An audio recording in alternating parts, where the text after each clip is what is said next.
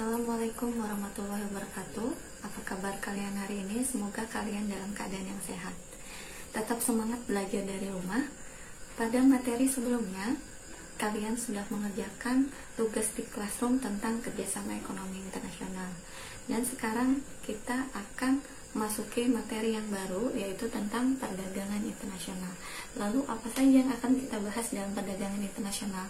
Yang pertama tentang pengertian perdagangan internasional. Yang kedua, manfaat perdagangan internasional.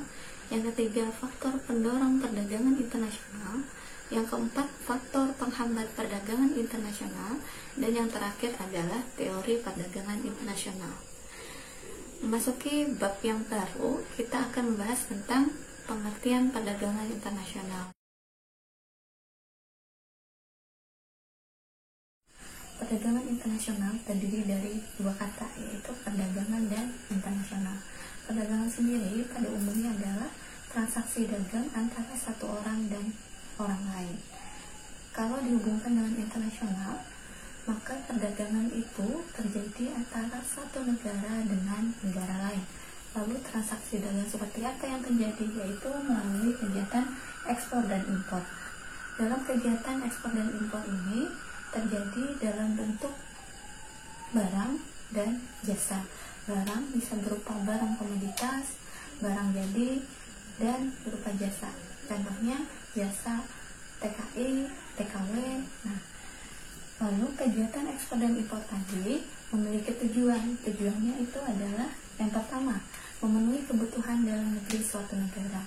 Karena biasanya ada komoditas-komoditas tertentu yang tidak mampu dipenuhi oleh negara tersebut, sehingga mengharuskan suatu negara untuk melakukan kegiatan impor untuk memenuhi kebutuhan dalam negeri.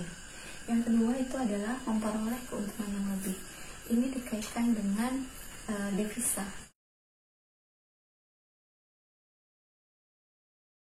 Devisa sendiri adalah mata uang negara lain yang diakui oleh seluruh negara.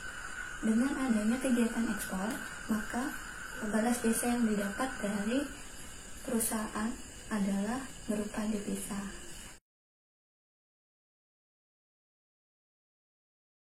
Kemudian yang akan kita bahas tentang manfaat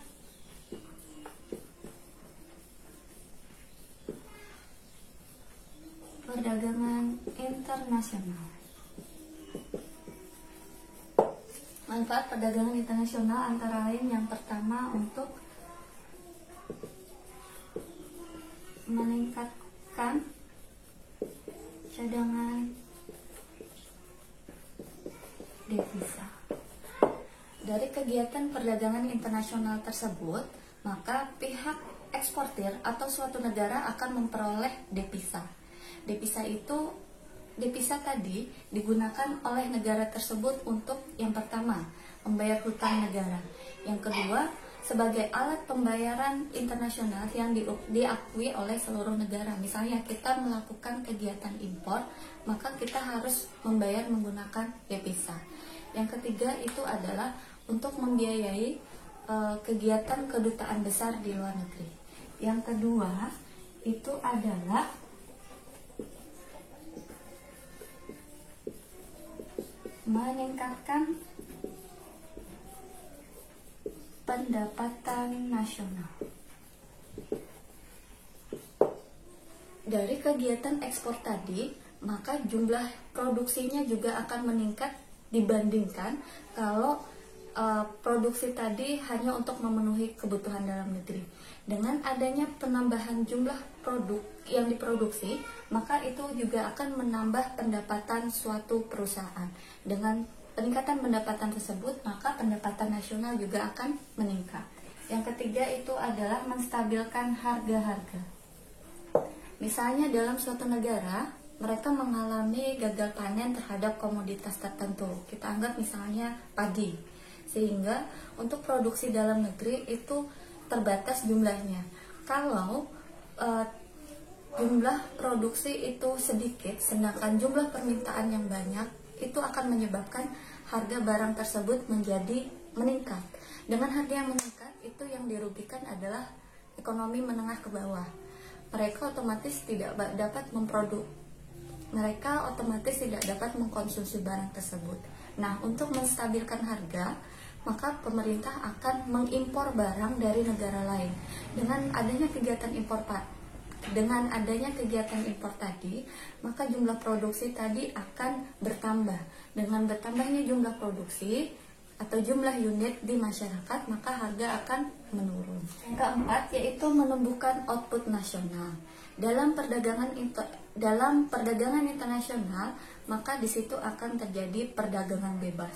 Nah, perdagangan bebas antar negara itu mendorong masing-masing negara untuk meningkatkan kualitas produknya sehingga dapat bersaing di pasaran internasional. Dengan begitu, secara otomatis maka produksi nasional akan meningkat kualitasnya.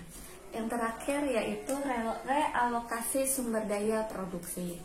Nah, dengan peningkatan kualitas produksi tadi mengharuskan negara tersebut menggunakan alat teknologi yang modern, sehingga negara tersebut akan mengimpor mesin dengan teknologi yang tinggi. Maka di situ ada alih teknologi yang awalnya kita menggunakan alat teknologi yang tradisional, maka dapat beralih menjadi alat teknologi yang modern. Kemudian dengan adanya peningkatan jumlah produksi tadi, otomatis ini akan meningkatkan kesempatan kerja.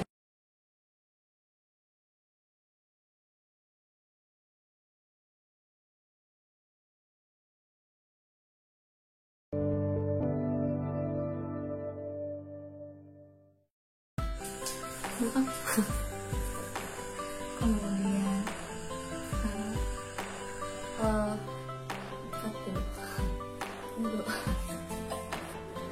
yang terakhir yaitu realokasi sumber daya